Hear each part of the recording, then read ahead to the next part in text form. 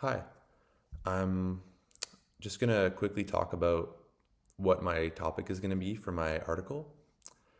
So I was thinking when coming up with a topic, um, as a Montrealer, I've had a weird amount of experiences where either a family member or a friend will visit from another province in Canada or even the United States. And one of the things they'll say, I've heard this probably at least three times, in the last 2 years, is that Montreal has a European feel to it. And you also you hear this quite a bit. I think even Anthony Bourdain said this in when he came to Montreal a few years ago.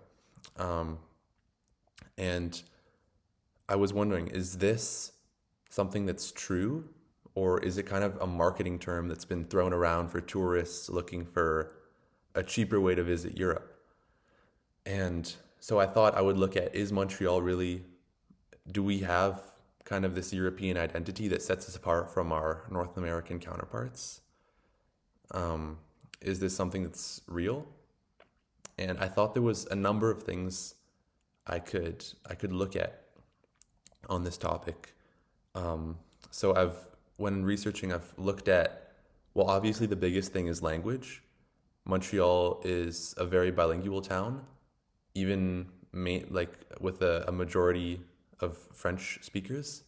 And I was looking at a few articles um, people people interested in linguistics in the Montreal area, who look at how Montrealers speak, especially Anglophones, and how our blend of English and French is kind of unparalleled, in terms of mixing two languages, especially in North America. Especially, so for example, Montreal is the only place where you'd hear someone say, I'm looking for a 3.5 near a dépanneur.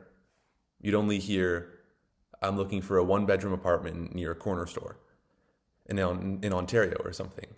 Um, but this is kind of something that, this blend of two languages is kind of what happens in Europe a lot. This is how the English language was shaped, from being just a purely Germanic language to having this blend of Romantic languages, mainly French.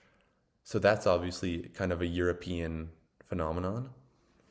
And another main driver of people comparing Montreal to Europe is the way we plan our cities, kind of urban planning, and the architecture. So I've been looking at a few articles on on European urban planning and European architecture, and I thought it would be fun to see if this is one of the reasons for which people always compare us to European cities.